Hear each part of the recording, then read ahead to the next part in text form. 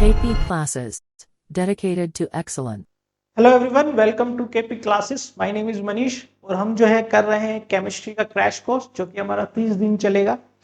तो देखिए, केमिस्ट्री के अंदर ये हमारा शेड्यूल है जो 30 दिन का तक चलेगा। अभी हम जो है डे 7 पे है।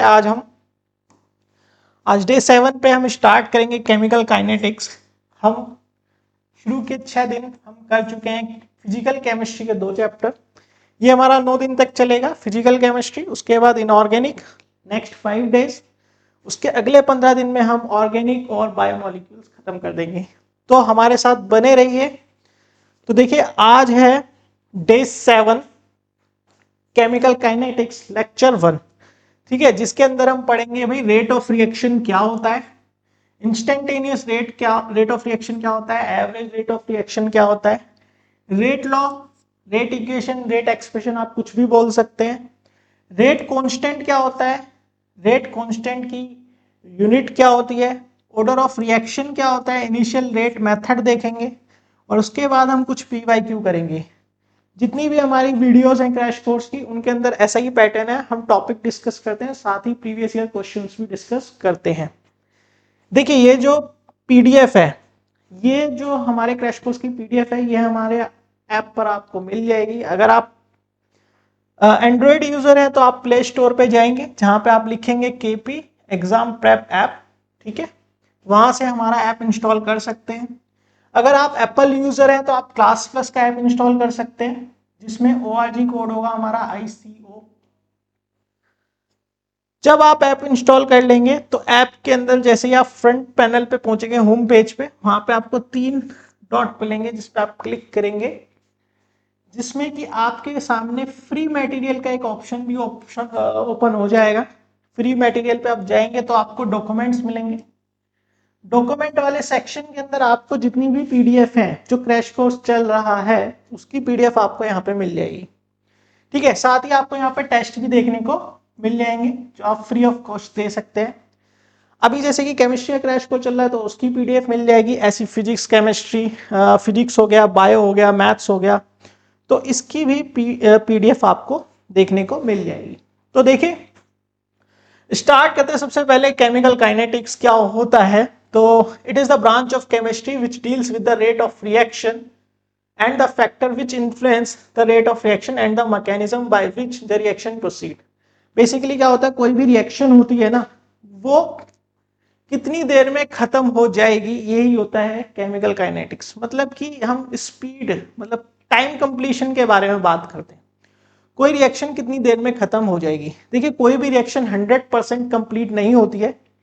तो 90-95 होने पे हम बोल देते हैं कि भाई इतना कंप्लीट हो गया। 90-95% अगर होगी रिएक्शन तो हम उसको बोल देते हैं कंप्लीट हो गई, ठीक है। तो इसके अंदर कितना टाइम लग रहा है वही हम डिस्कस करते हैं केमिकल काइनेटिक्स में, ठीक है। तो सबसे पहले अगर हम देखें यहाँ पे, तो सबसे पहले हम बात करते हैं रेट ऑफ रिएक्शन। आपको पता है जैसे रेट वर्ड आता है तो हम किसके रिस्पेक्ट में बात कर रहे होते हैं, टाइम के रिस्पेक्ट में, ठीक है। तो कोई भी रिएक्शन है तो उसका रेट क्या होता है भाई, change in concentration of reactant और प्रोडक्ट। मान लीजिए हमारे पास कोई रिएक्टेंट है, ठीक है, जिससे क्या बन रहा है, एक प्रोडक्ट बन रहा है। अब जब रिएक्टेंट टूटना शुरू होगा और प्रोडक्ट बनना शुरू होगा, यानी रिएक्टेंट की कंसेंट्रेशन कम होने लगेगी और प्रोडक्ट की बढ़ने लगेगी, यही होता है ड्यूरिंग द रिएक्शन।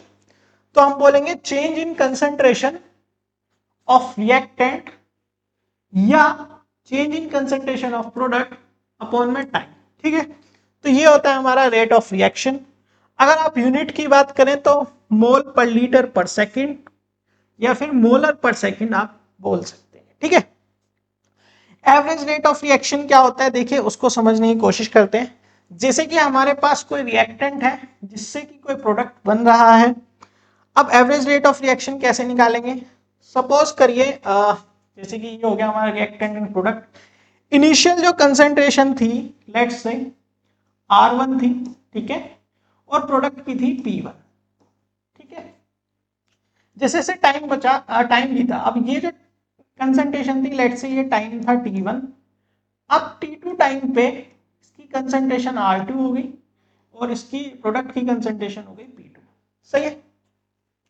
तो अगर मैं चेंज इन कंसंट्रेशन निकालूंगा तो वो क्या होगा भाई, चेंज इन कंसंट्रेशन क्या होगा, फाइनल माइनस इनिशियल। तो डेल्टा टी क्या होगा, T2 minus T1, delta R यानी रिएक्टेंट की कंसंट्रेशन क्या होगा, R2 माइनस R1, और प्रोडक्ट की कंसंट्रेशन होगा P2 माइनस P1। ठीक है। आप चाहे तो जो रेट है, रिएक्शन रेट, वो आप प्रोडक्ट से निकाल सकते हैं या फिर रिएक्टेंट से निकाल सकते हैं। ठीक है। तो यहाँ पे आप देख सकते हैं कि average rate of reaction decrease in concentration of A time taken यानी कि डेल्टा आर अपॉन टी। ठीक है। और अगर प्रोडक्ट की टर्म्स में निकालना है तो इंक्रीज इन कंसंट्रेशन, क्योंकि टाइम के साथ प्रोडक्ट की कंसंट्रेशन इंक्रीज हो जाएगी, तो डेल्टा पी अपॉन में टी। अब देखिए यहाँ पे जो है ना, रिएक्टेंट आपका नेगेटिव होता है। क्यों? क्योंकि हम ये मान के चलते हैं, क्योंकि ये क्या हो रहा है, कंसंट्रेशन डिक्रीज हो रही है, इसीलिए नेगेटिव साइन यहाँ पर आता है। ठीक है। प्रोडक्ट इंक्रीज हो रहा है इसलिए प्लस साइन। अब देखिए हम निकालते हैं instantaneous rate of reaction. Instantaneous rate of reaction का बोले तो किसी भी इंस्टेंट पे आप क्या निकाल रहे हैं, रेट ऑफ रिएक्शन निकालें किसी भी इंस्टेंट पे। जैसे आप स्कूटी चलाते हैं, बाइक चलाते हैं, तो आप जैसे कि समझते हैं ना इंस्टेंटेनियस स्पीड क्या होता है भाई, जिस फ्रैक्शन ऑफ सेकंड में आप स्पीड देख रहे हैं वही क्या होता है, इंस्टेंटेनियस, उस पर्टिकुलर टाइम पे। ठीक है। और वो टाइम चेंज जो होगा उस दौरान कितना होगा, zero, not zero but approach to zero. ठीक है। बहुत ही छोटा वाला इंटरवल है वो। ठीक है। तो उस पे देखेंगे रेट ऑफ रिएक्शन तो क्या होगा, minus delta D r upon में डी टी, क्योंकि छोटी वैल्यू है, डिफरेंशिएशन की फॉर्म में हम देखेंगे। और ये हमारा होता है स्लोप, अभी हम देखेंगे कैसे। ऐसे ही अगर आप प्रोडक्ट की टर्म्स में देखना चाहें तो डीपी अपॉन में डी टी देख सकते हैं। ठीक है। जो पॉजिटिव स्लोप होगा। अगर आप यहाँ पे ग्राफ देखें तो देखिए नीचे जो है ये एक्स वाई ग्राफ देखें तो यहाँ पे एक्स वाले एक्सिस पे हमारे पास टाइम है, वाई पे हमारे पास कंसंट्रेशन है। तो देखिए ये रिएक्टेंट के लिए, ये प्रोडक्ट के लिए है। अब जब रिएक्शन स्टार्ट होती है तो रिएक्टेंट मैक्सिमम होता है, उसके बाद वो डिक्रीज होना शुरू होता है। तो रिएक्टेंट का अमाउंट क्या हो रहा है, डिक्रीज होना शुरू हो रहा है। ठीक है। देखो ये कभी भी ना मीट नहीं करेगा, क्योंकि रिएक्शन मैंने बोला कभी भी 100% कंप्लीट नहीं होती है। ठीक है।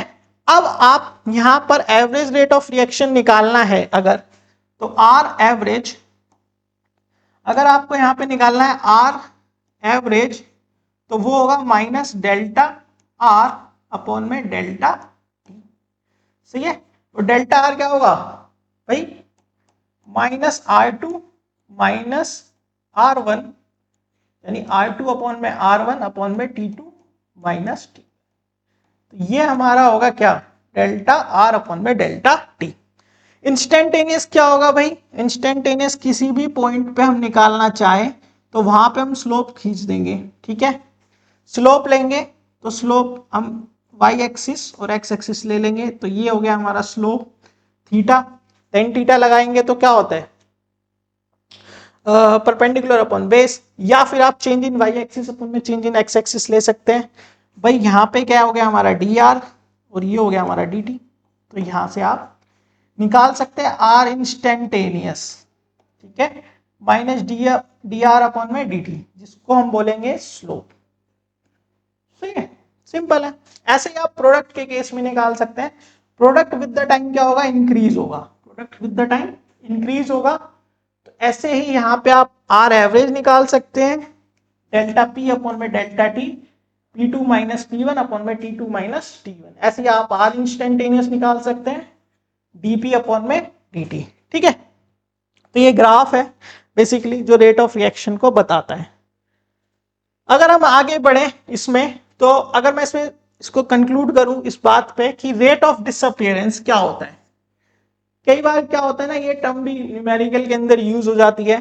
ठीक है। रेट ऑफ डिसअपीयरेंस मतलब आपको रिएक्टेंट की बात कर रहा है। ठीक है। तो आर एवरेज क्या होगा, माइनस डेल्टा आर अपॉन में delta t, r instantaneous minus d r upon में डी टी। सही है। ऐसी रेट ऑफ अपीयरेंस यानी कि प्रोडक्ट बनना शुरू हुआ है तो ये डिफाइन होता है ओनली प्रोडक्ट के लिए। तो क्वेश्चन में अगर तुम्हें अपीयरेंस दिया जाएगा तो प्रोडक्ट को यूज करना है, ठीक है। तो आर एवरेज होता है डेल्टा पी अपॉन में डेल्टा टी, आर इंस्टेंटेनियस होता है डीपी अपॉन में dt, सही है। मैं यहाँ पे एक रिएक्शन का एग्जांपल देता हूँ। लेट्स से कि हमारे पास एक रिएक्शन है ए बी, हमारे पास दो रिएक्टेंट है जो सी बना रहा है, ठीक है। तो इसका रेट अगर मैं लिखना चाहूँ, अगर मैं रिएक्टेंट की टर्म्स में लिखूं तो माइनस डेल्टा ए अपॉन में डेल्टा टी, बी की टर्म्स में लिखूं तो माइनस डेल्टा बी अपॉन में डेल्टा टी, और सी की टर्म्स में लिखूं तो प्लस डेल्टा सी अपॉन में डेल्टा टी। आगे भी इसे a2 माइनस a1 अपॉन में t2 माइनस t1 करके सिंप्लीफाई कर सकते हैं। लेट्स से कि जैसे ये तो ऐसा था कि जिसमें मोनो हमारे पास एक ही मोल था, ठीक है। अब लेट्स से कि यहाँ पे हमारे स्टोकियोमेट्रिक कोफिशिएंट इन्वॉल्व हो गए, ठीक है, n1 n2 n3। तो अगर इसका रिप्रेजेंटेशन लिखना है हमें तो यहाँ पे हम रेट लिखेंगे, देखिए ए की टर्म्स में मैं लिख रहा हूं तो माइनस 1 अपॉन n1, आप क्या करते हैं डिवाइड में उस टर्म को लिख देते हैं, ठीक है। बी के लिए लिखूंगा तो माइनस 1 अपॉन n2, प्रोडक्ट यानी सी के लिए लिखूंगा तो 1 अपॉन n3, ठीक है। ये ध्यान रखना है। यहाँ पे कुछ एग्जाम्पल है, ये आपके एनसीईआरटी में गिवन है एज इट इज, जैसे कि PCl5 क्या बना रहा है, PCl3Cl2 डिसोसिएट हो रहा है। तो अगर मैं रिएक्टेंट की टर्म्स में लिखूं तो माइनस डेल्टा PCl5, ठीक है, अपॉन में डेल्टा टी। ऐसे प्रोडक्ट की टर्म्स में लिखूंगा तो plus delta PCl3 by delta T या delta Cl2 by delta T, ठीक है। ऐसी मरकरी और क्लोराइड का आप देख सकते हैं, या फिर जब स्टोकियोमेट्रिक कोफिशिएंट इन्वॉल्व है आप उस केस में भी देख सकते हैं, ठीक है। ये देखिए 1 बाय में लिख देते हैं इस टर्म को, जो भी हमें दिया होता है स्टोकियोमेट्रिक कोफिशिएंट। सही है भाई, आगे बढ़ते हैं। तो देखिए अब अगर हम रेट लॉ, रेट इक्वेशन या रेट एक्सप्रेशन की बात करें तो देखिए बेसिकली क्या होता है ना, ये it is the expression in which reaction rate is given in terms of molar concentration of reactant with each term raised to some power। यानी कि ये एक मोलर कंसेंट्रेशन होता है रिएक्टेंट की, जो कि रेज होगा एक पावर के साथ, which may or may not be same. बहुत इंपॉर्टेंट लाइन है ये कि which may or may not be same as stoichiometric coefficient of the chemical reacting species in a balance chemical equation. कहने का मतलब ये है कि देखिए जैसे कि हमारे पास ये रिएक्शन है, ठीक है, आप जैसे ये रिएक्शन देख सकते हैं, इसमें जो स्मॉल लेटर दिखे हैं ABCD, ये क्या है स्टोकियोमेट्रिक कोफिशिएंट, और जो कैपिटल में है ये हमारा रिएक्टेंट एंड प्रोडक्ट है, ठीक है। अगर मैं इसका रेट लॉ लिखना चाहूं तो रेट लॉ डायरेक्टली प्रोपोर्शनल है, रिएक्टेंट के लिए लिखना है, ध्यान रखना है, ये A की पावर X और B की पावर समथिंग Y, ठीक है, A की पावर X B की पावर Y, ठीक है भाई, A की पावर X और B की पावर Y। अब देखिए जो X और Y पावर है ना, ये A और B के इक्वल हो भी सकती है और नहीं भी हो सकती है, ध्यान रखना, ये जरूरी नहीं होता कि ये स्टोकियोमेट्रिक कोफिशिएंट के इक्वल हो, ठीक है। अब मैं रेट लॉ हटाऊंगा, प्रोपोर्शनैलिटी साइन हटाऊंगा तो यहाँ पे आ जाएगा K, ठीक है, जिसको हम बोलते हैं रेट कांस्टेंट। तो ये हमारी टर्म आ जाएगी, यहाँ से आप रेट को निकाल लिख सकते हैं माइनस डेल्टा R अपॉन में डेल्टा टी KAXBY, ठीक है। K जो है हमारा यहाँ पे रेट कांस्टेंट आ गया। अब रेट कांस्टेंट क्या होगा, रेट कांस्टेंट को अगर हम डिफाइन करें तो देखिए अगर हम मोलर कंसंट्रेशन जो रिएक्टेंट है वो ले लें 1 तो रेट ऑफ रिएक्शन के बराबर हो जाएगा। भाई देखिए जो हम यहाँ पे देखिए रेट क्या होता है, K इंटू A की पावर X और B की पावर Y, ठीक है। अगर मैं दोनों की कंसंट्रेशन को 1 मान लूं, 1 मोल ले लूं, 1 मोल पर लीटर, तो रेट किसके बराबर हो जाएगा, K के। ये डेफिनेशन है किसकी, रेट कांस्टेंट की। इंपॉर्टेंट है, रेट लॉ पूछा जाता है, ये तीनों नाम में से कुछ भी यूज हो जाता है, ठीक है। आगे बढ़ते हैं। तो देखिए अब बात करें अगर हम कैरेक्टरिस्टिक्स ऑफ रेट कांस्टेंट की, तो higher the value of K faster will be the reaction, ठीक है। जितना ज्यादा K होगा, तो जैसे मैं पहले लिख देता हूं, मान लीजिए हम लिख देते हैं rate is equal to K A की पावर x एंड b की पावर y। सही है, ठीक है, a की पावर x एंड b की पावर y। ठीक है, तो अगर हम इसको यहां पे लिखें, मैं दोबारा लिख देता हूं, देखिए आपको दिख रहा है क्या, एक सेकेंड, यहां पे रेट हो जाएगा आपका के ए की पावर x b की पावर y। सही है, तो इसका मतलब क्या है कि देखिए हायर द वैल्यू ऑफ के faster will be the reaction. भाई के जितना ज्यादा इंक्रीज करेगा उसी हिसाब से रेट भी बढ़ेगा, सिंपल सी बात है। दूसरा, द वैल्यू ऑफ के is different for different reaction, बिल्कुल सही बात है। द वैल्यू ऑफ के does not depend on the concentration of reactant, reactant की कंसंट्रेशन पे के डिपेंड नहीं करता है, बहुत इंपॉर्टेंट पॉइंट है। Each reaction has definite value of K at given temperature, temperature के साथ की वैल्यू चेंज हो जाती है। The value of K for the same reaction change with temperature, जैसे कि मैंने अभी बताया। अब अगर हम बात करें ऑर्डर ऑफ रिएक्शन की, तो ऑर्डर ऑफ रिएक्शन देखिए होता क्या है कि, इसको थोड़ा एक्सपेंड ही कर देता है, ठीक है, ऑर्डर ऑफ रिएक्शन क्या होता है, देखिए चलिए मैं लिख देता हूं, यहां पे थोड़ा सा विजिबल नहीं हो रहा है। तो ऑर्डर ऑफ रिएक्शन क्या होता है, लेट से कि भाई जैसे कि हमारे पास एक रिएक्शन है a a plus b b, ठीक है, ये बना रहा है c plus d and d, ठीक है, ये बना रहा है। अब मुझे इसका रेट लिखना है, रेट क्या होगा इसका, के ए की पावर एक्स एंड बी की पावर वाई। तो बेसिकली ऑर्डर ऑफ रिएक्शन क्या होता है, ये जो पावर्स होती है ना इनका सम होता है, यानी कि अगर ऑर्डर की बात करें तो n बराबर होगा x प्लस वाई। सही है, तो ऑर्डर ऑफ रिएक्शन क्या होता है, जो पावर्स होती हैं उनका सम। तो देखिए sum of the power of the concentration of reactant in rate law expression is called order of the reaction. अब ये ऑर्डर जो है ना भाई आपका जीरो भी हो सकता है, ठीक है, 1 भी हो सकता है, 2 3 कुछ भी हो सकता है, इवन एक फ्रैक्शन भी हो सकता है, यानी पी बाई क्यू की फॉर्म में हो सकता है, ठीक है। A zero order reaction means that rate of reaction is independent of the concentration. भाई जीरो ऑर्डर होगा, जीरो ऑर्डर कब होगा, यानी कि ये वैल्यू भी जीरो हो और ये भी जीरो हो, तो यानी कंसंट्रेशन क्या हो जाएगी 1, और रेट किसके बराबर हो जाएगा के। तो यहां पे कंसंट्रेशन पे इंडिपेंडेंट हो जाएगा, ठीक है। Order can not be infinite और नेगेटिव, बहुत इंपॉर्टेंट पॉइंट है। ये जो ऑर्डर निकालते हैं हम, ये ना ही इनफाइनाइट हो सकता है और ना ही नेगेटिव हो सकता है, ठीक है। चलिए आगे बढ़ते हैं, तो ये हमारा पॉइंट है अगला।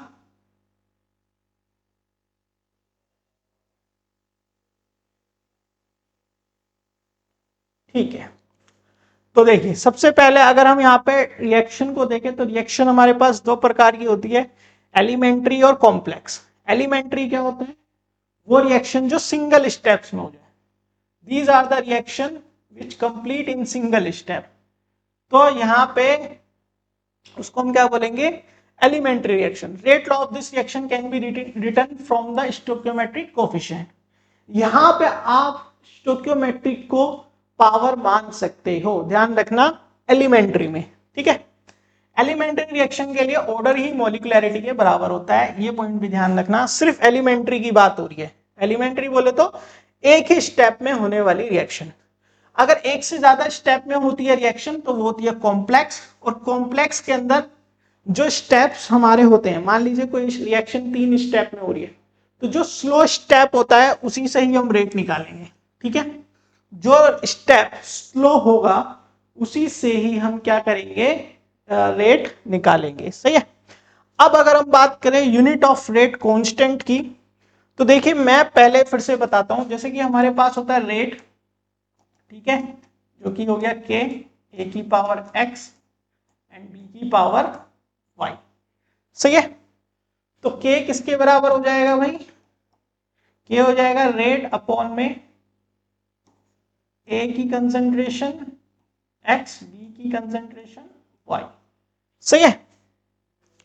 अब देखो रेट क्या है, बेसिकली रेट की यूनिट मैंने क्या बताई थी, मोल पर लीटर पर सेकेंड। सही है, तो मैं रेट की यूनिट लिख दूं मोल पर लीटर पर सेकेंड।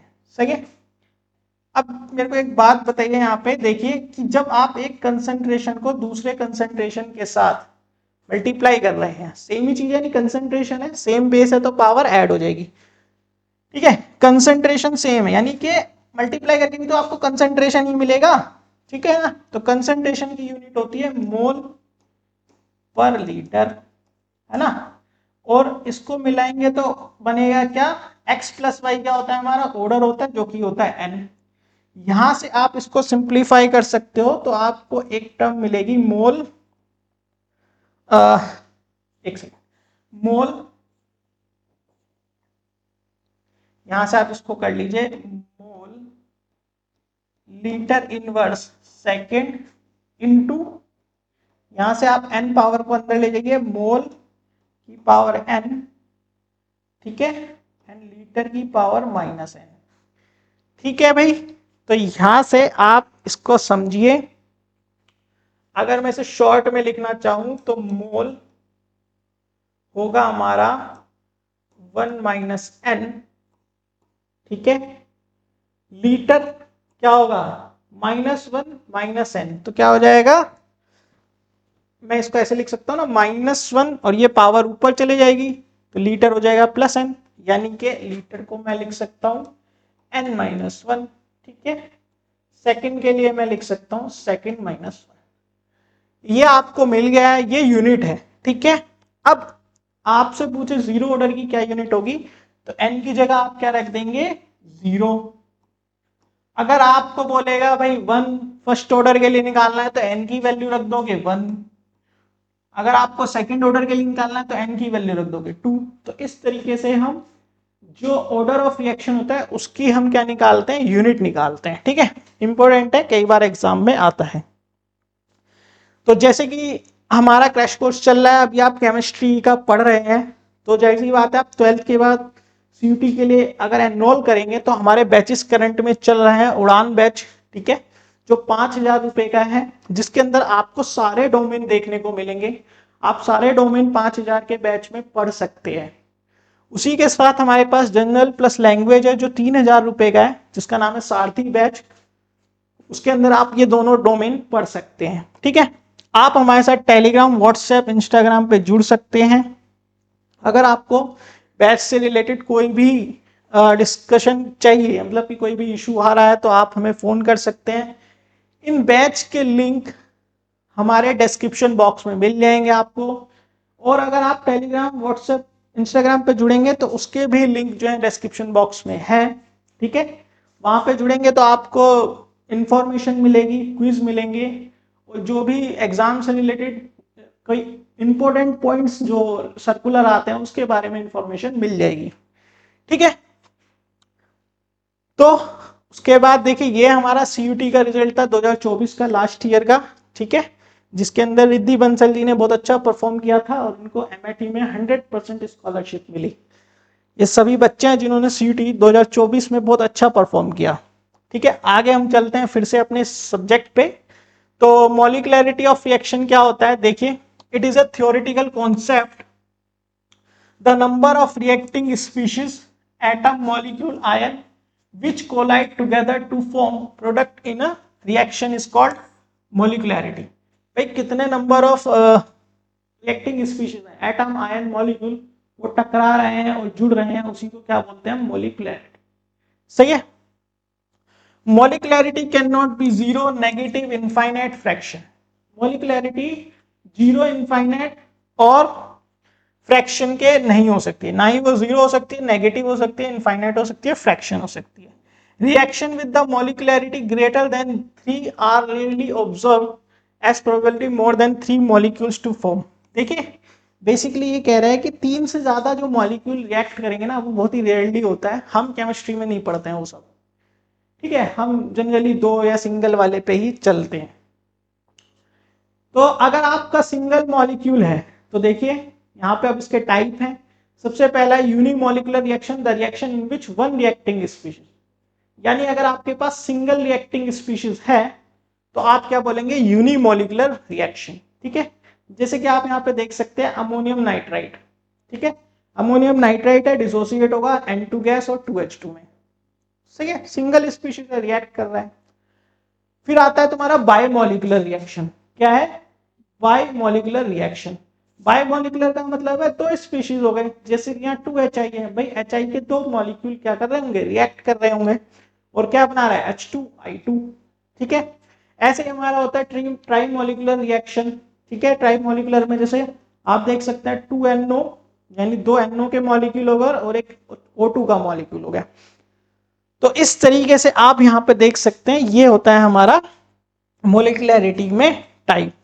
आगे अगर हम देखें तो देखिए, सबसे पहले अगर हम किसी भी रेट ऑर्डर को निकालना है तो हम यूज करते हैं इनिशियल रेट मेथड।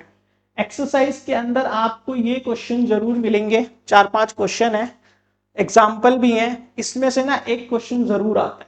ठीक है, मैं आपको समझाता हूँ, हो सकता है हल्का फुल्का आपको ब्लर दिख रहा हो, बट समझ में आ जाएगा। तो देखिए क्वेश्चन जैसे कि आपके पास है कि 2A प्लस बी क्या बना रहा है, C और D। आपको रिएक्टेंट से मतलब है, तो ये कह रहा है कि 2A प्लस बी क्या बना रहा है, C प्लस D। ठीक है, तो ये एक्सपेरिमेंट है, ए की कंसेंट्रेशन दी है, बी की कंसेंट्रेशन दी है, इनिशियल रेट ऑफ फॉर्मेशन दिया हुआ है, तो इनिशियल रेट दिया हुआ है हर किसी का। ठीक है, तो यहां पे आपसे पूछ रहा है कि भाई रेट लॉग क्या होगा, साथ ही रेट कांस्टेंट क्या होगा इसका। तो आपको कुछ नहीं करना है, सबसे पहले देखिए रेट एक्सप्रेशन लीजिए। सबसे पहले आपको क्या करना है, रेट ऑफ एक्सप्रेशन। तो रेट ऑफ एक्सप्रेशन क्या होगा, रेट इज इक्वल टू के ए की पावर एक्स बी की पावर वाई। ठीक है, सबसे पहले हमने ये लिख दिया। उसके बाद अब आप देखिए इनिशियल के लिए अगर मुझे ये एक्सप्रेशन लिखना है फर्स्ट, यानी कि ये फर्स्ट रो को फॉलो करते हुए फर्स्ट एक्सपेरिमेंट के लिए, तो मैं क्या लिखूंगा, फर्स्ट एक्सपेरिमेंट के लिए रेट मेरा कितना आया, 6 × 10 की पावर 3 -3, तो मैंने रेट लिख दिया। उसके बाद के ए क्या है मेरा 0.1 और बी मेरा क्या है 0.1। ठीक है, पावर एक्स और वाई। इस तरीके से मैं सेकंड एक्सपेरिमेंट के लिए लिखूंगा, तो मेरा रेट है 7.2 × 10 की पावर -2, वो मैंने लिख दिया। के ए की पावर एक्स, यानी ए मेरे को कितना दिया हुआ है 0.3 और बी है 0.2। ठीक है, इस तरीके से मैं चारों एक्सपेरिमेंट की रिएक्शन को यहाँ पे लिखूंगा, मतलब रेट लॉ लिखूंगा चारों के लिए। अब चारों के लिए जब मैं लिखूंगा तो मेरे पास 4 इक्वेशन आ जाएंगी।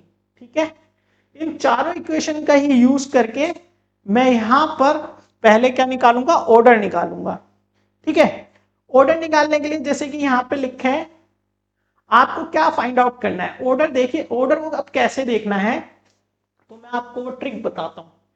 आपको ये देखना है कि भाई आप अगर a निकालना चाहते हैं, अगर आप x निकालना चाहते हैं, तो आप y वाली टर्म देखिए कहां पर सेम है। जैसे कि यहाँ पे लिखा है डिवाइडिंग इक्वेशन 4/1।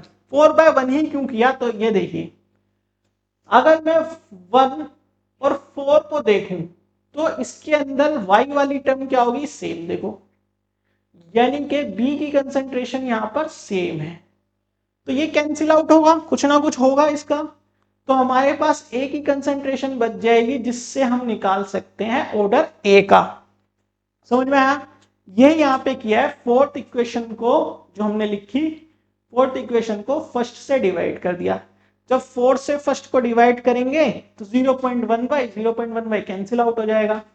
ठीक है, तो देखिए मैंने दोनों का रेट निकाला है। पहले ऊपर वाला 4/1 करना है, तो 2.4 × 10⁻² डिवाइड बाय 6 × 10⁻³ दोनों के k की टर्म वाली को भी डिवाइड में लिख दिया।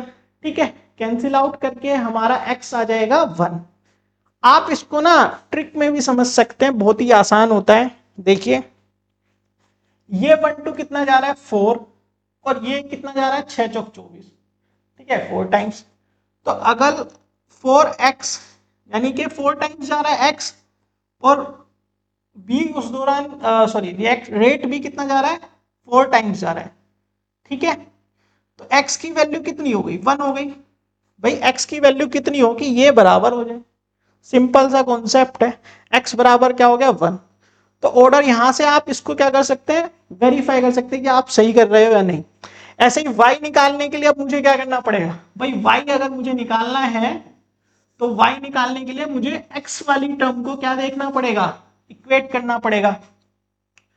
तो देखिए x वाली टर्म कहां पे इक्वल है, सेकंड और थर्ड में। तो इन दोनों को मैं यूज कर सकता हूं, ठीक है, जहां से ये सिंपल कैलकुलेट हो सकती है। तो देखिए मैं यहां पे अब लेता हूं सेकंड और थर्ड। तो सेकंड और थर्ड में थर्ड डिवाइड बाय सेकंड, यानी कि दिस डिवाइड बाय दिस, और जो k इंटू ए और b वाली टर्म है उनको डिवाइड करना है। तो यहाँ पे y आपका आ जाएगा 2, ठीक है।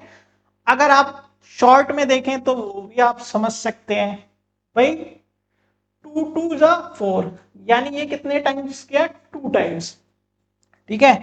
यानी 2 times of y is equal to, ये कितने टाइम्स जा रहा है, 7 चौक 28, है ना। 7.2 का 4 टाइम्स करेंगे तो 2.88 आ जाएगा, यानी कि 2 की पावर y किसके बराबर है, 4 के। यानी y ऐसा क्या हो कि 4 आ जाए, ठीक है। यानी मैं इसको क्या करूं, छोटा टर्म में लिखूं, तो मैं ऐसे लिख सकता हूं 2 की power y is equal to 2 की पावर 2 लिख सकता हूं। तो y किसके बराबर आ रहा है, 2 के। यहां पर भी यही है, ठीक है। तो x और y मिल गया, आप रेट लॉ लिख सकते हैं। भाई रेट लॉ क्या होगा फिर, रेट लॉ हो जाएगा k इंटू में a की पावर 1 एंड b की पावर 2, ठीक है। ये आप लिख सकते हैं, सही है ना। अब मुझे क्या निकालना है, के भी निकालना है, रेट कांस्टेंट। तो देखिए रेट कांस्टेंट आप कैसे भी निकाल लो, कोई भी इक्वेशन को यूज करो, आपके पास x पता है y पता है, ठीक है। या तो फर्स्ट इक्वेशन से k निकाल लो, सेकंड से k निकाल लो, थर्ड से, सब में सेम ही वैल्यू आएगी, क्योंकि ये एक्सपेरिमेंट सेम टेम्परेचर पे हुआ होगा।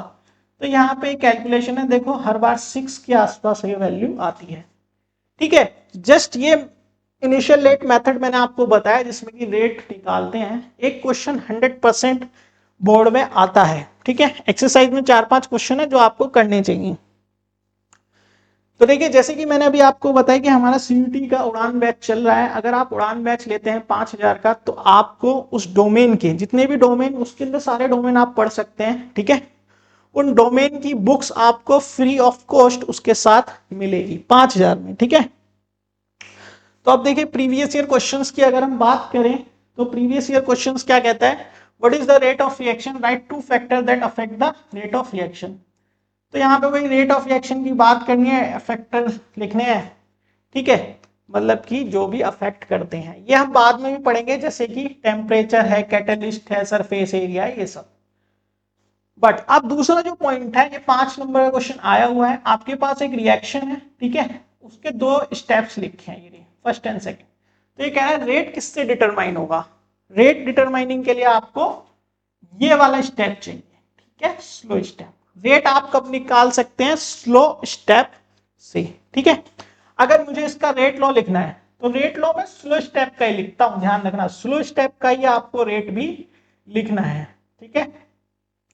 तो रेट क्या होगा भाई, R इज इक्वल टू के पावर H2O2 की power x and I negative की पावर y, ठीक है। अब यहां पे मैं ये लिख सकता हूं, ठीक है भाई। और एक रिएक्शन कैसी है, बायोमोलिकुलर है।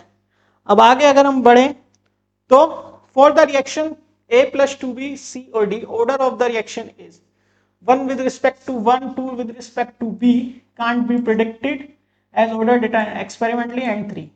तो देखिए मैंने जैसे स्टार्टिंग में बताया, ऑर्डर को हम देख नहीं सकते, हम ये नहीं मान सकते जो स्टोइकियोमेट्रिक कोफिशिएंट होते हैं वही ऑर्डर होते हैं, ठीक है।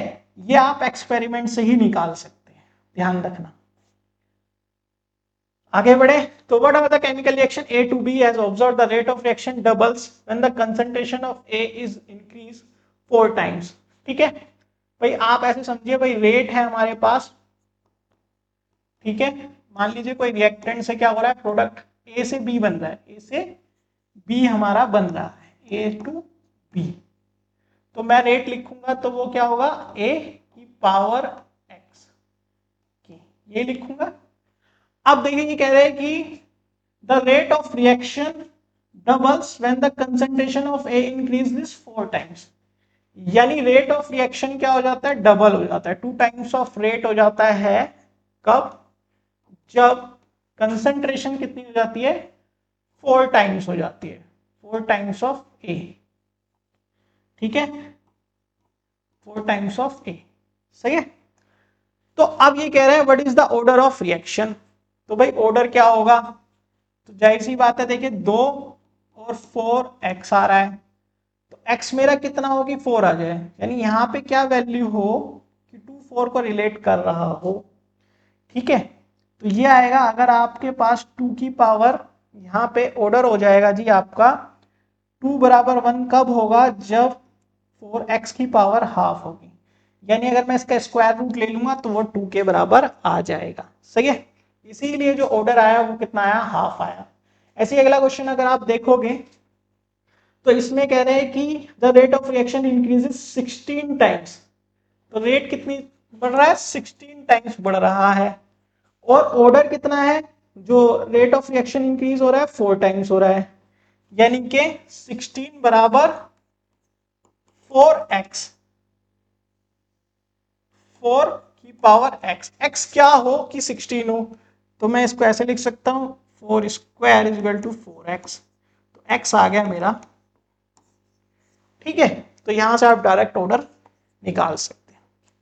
ठीक है, तो आज की वीडियो में हमारे पास यही था कि जिसके अंदर हमने ये देखा कि क्या रेट ऑफ रिएक्शन होता है, instantaneous rate of reaction, average rate of reaction, order देखा, रेट कांस्टेंट देखा, इनिशियल रेट मेथड देखा।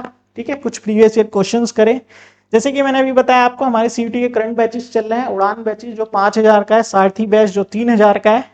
इन सब के लिंक आपको डिस्क्रिप्शन में मिल जाएंगे। साथ ही अगर आप हमारे साथ टेलीग्राम, इंस्टाग्राम और व्हाट्सएप ग्रुप पर जुड़ सकते हैं। कोई भी अगर डाउट है तो आप हमें इस नंबर पे कॉल कर सकते हैं। मिलेंगे हम अपने नेक्स्ट लेक्चर में, तब तक के लिए bye bye, take care. KP classes, dedicated to excellence.